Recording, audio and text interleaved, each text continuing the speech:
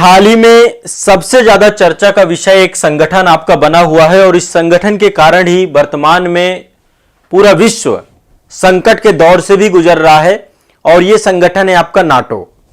अभी आपने एक खबर भी सुनी होगी कि 4 अप्रैल के आसपास, ये 4 अप्रैल 2023 की बात कर रहा हूं, जो आपका हालिया इसी महीने में फिनलैंड जो है नॉर्थ अटलांटिक ट्रीटी ऑर्गेनाइजेशन यानी नाटो का औपचारिक सदस्य बन रहा है। ठीक है, और नाटो में अभी तक 30 सदस्य थे, फिनलैंड के जुड़ जाते ही ये 31वां सदस्य हो जाएगा।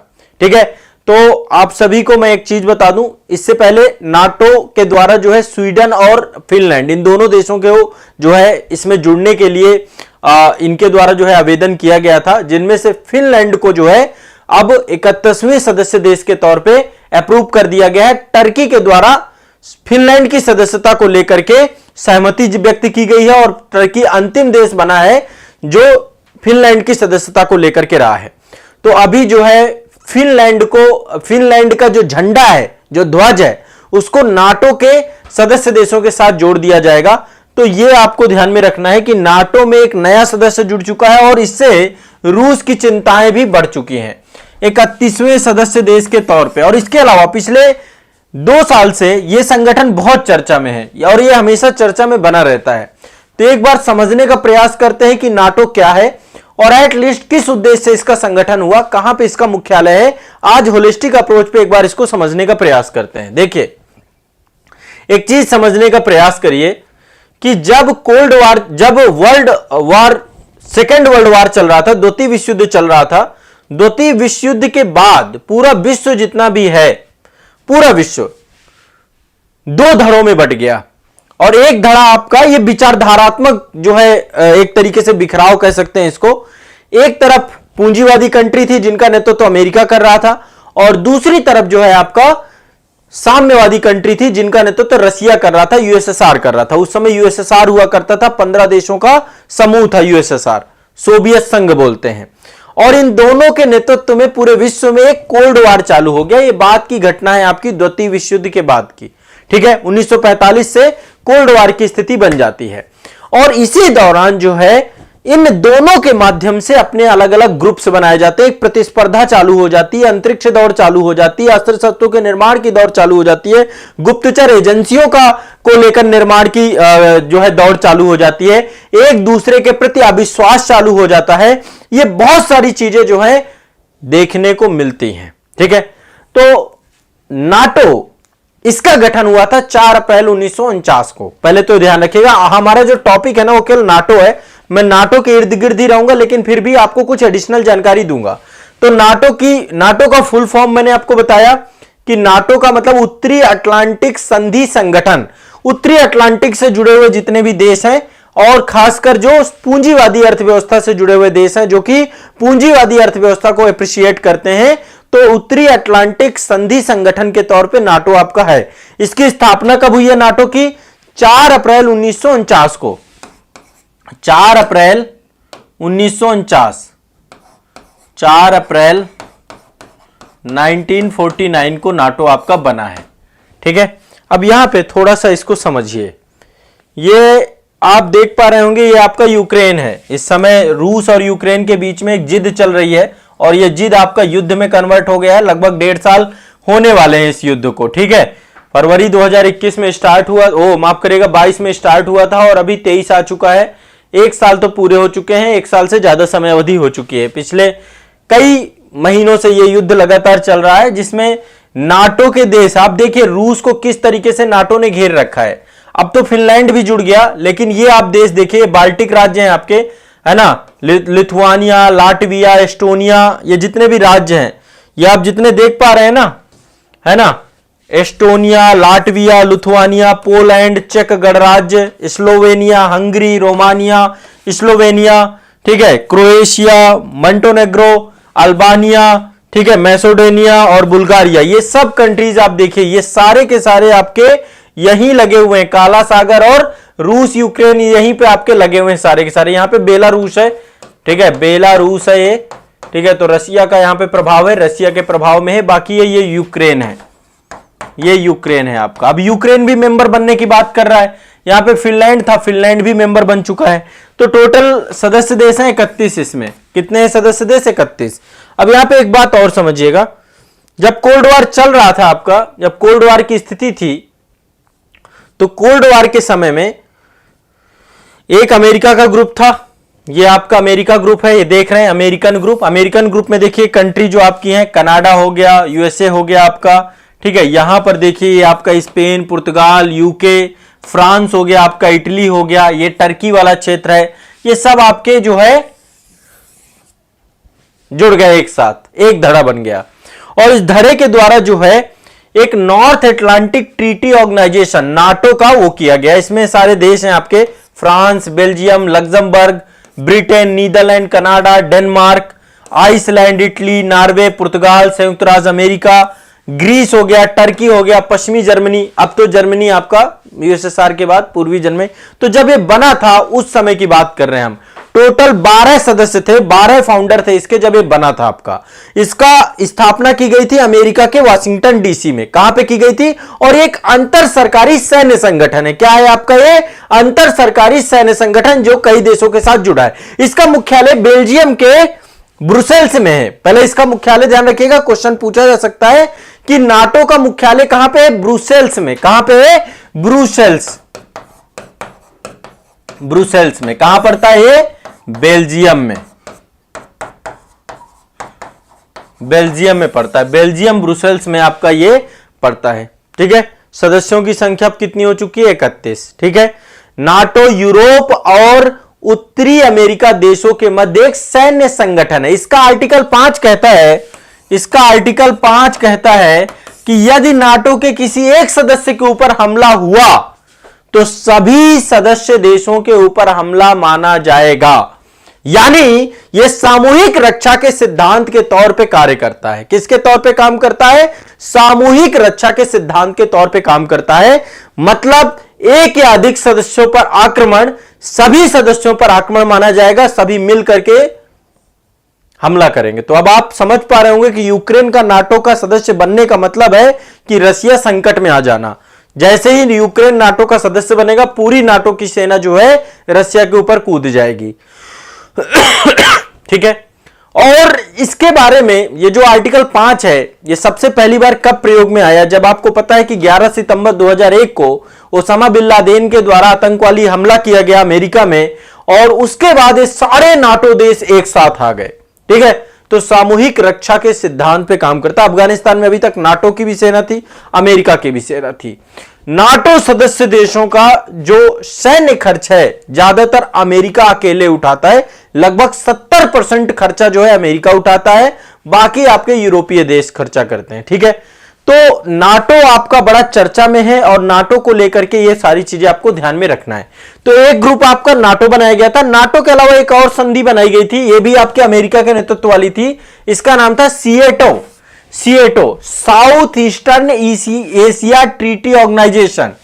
SEATO, South east Asia treaty Organization. इसमें Australia, France, Britain, New Zealand, Philippines, Thailand, Pakistan, America, ये सब बनके ये सीएटो का हिस्सा हो गए थे, ठीक है। पाकिस्तान पहले नैम का हिस्सा था, लेकिन देखो इन दो ग्रुपों के अलावा एक ग्रुप और बना था आपका नैम। मैं किसी क्लास में आपको नैम के बारे में भी बता दूंगा।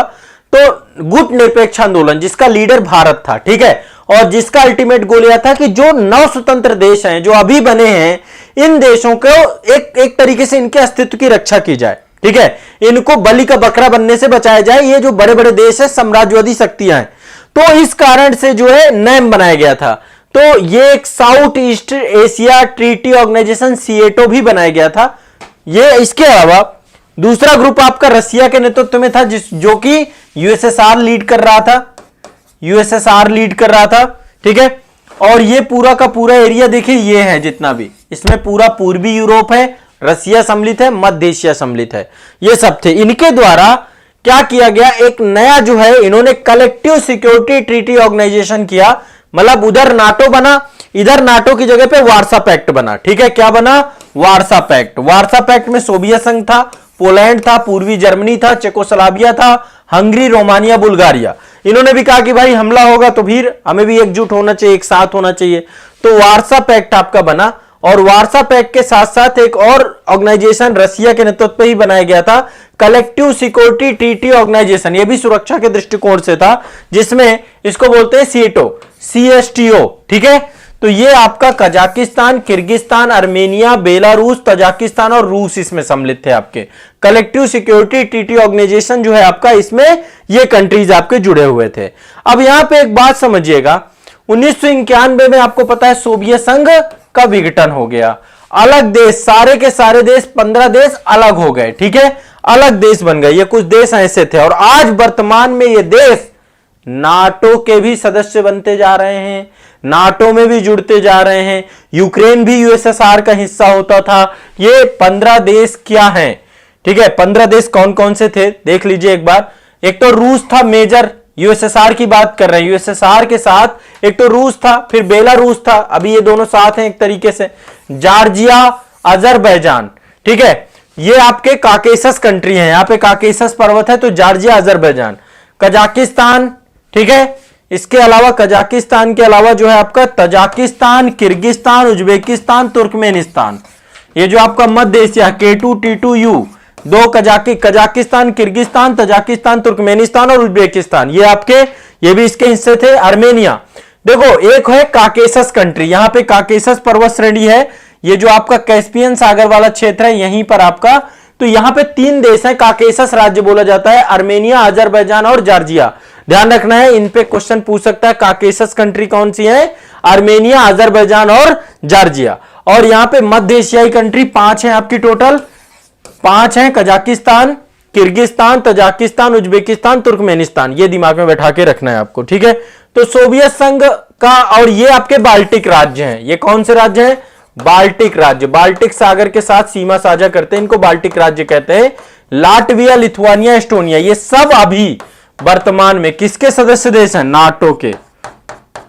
जो कभी यूएसएसआर हुआ करते थे सब नाटो से जुड़ गए। अब नाटो से जुड़ना रूस को नहीं भा रहा है, क्योंकि रूस को लग रहा है कि उसके खिलाफ एक जो है षड्यंत्र चल रहा है अंतरराष्ट्रीय स्तर पे, और इस कारण से रूस ने अपने आप को, तो अभी ये देखिए, ये खबर थी आपकी, Finland becomes 31st member of the NATO, NATO countries बना है ये आपका। अब यहां पे देखिए कुछ तथ्य हैं, कुछ फैक्ट हैं, एक बार तथ्य और फैक्ट पर नजर हम लोग घुमाएंगे और समझने का प्रयास करेंगे। ठीक है,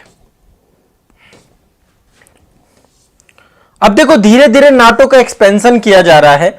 वैसे देखा जाए तो इसकी जरूरत नहीं है, अब तो शांति की बात हो रही पूरे अंतरराष्ट्रीय स्तर पे, पर अमेरिका एक तरीके समझिए कि वेपन इंडस्ट्री को लीड करता है, वो वेपन इंडस्ट्री में अपने आप को सर्वोपरि बनाए रखना चाहता है, और उस कारण से वो किसी भी हद तक जाके गिर जाता है। वो चाहता है कि किसी तरीके से तनाव बना रहे।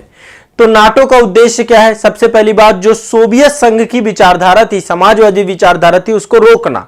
ठीक है, और किस विचारधारा का प्रचार करना? पूंजीवादी विचारधारा का।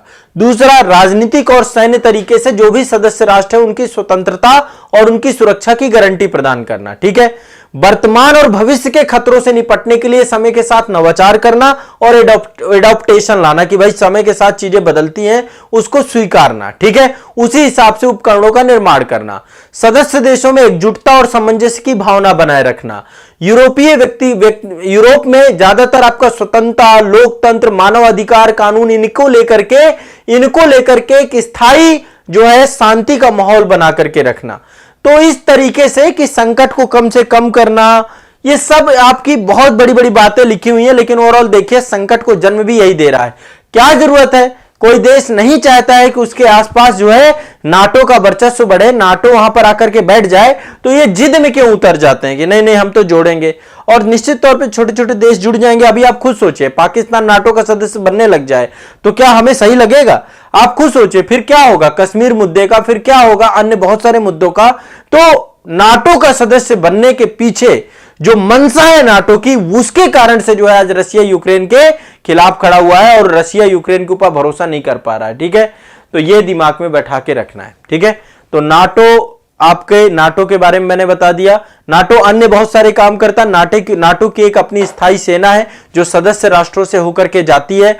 नाटो में आतंकवाद की समस्या को निपटने के साथ साथ आतंकवादी हमले, उनके परिणामों और उनके प्रबंधन करने की क्षमताओं के साथ ही उसे नई प्रौद्योगिकी के साथ डेवलप रहने के लिए बात किया गया है।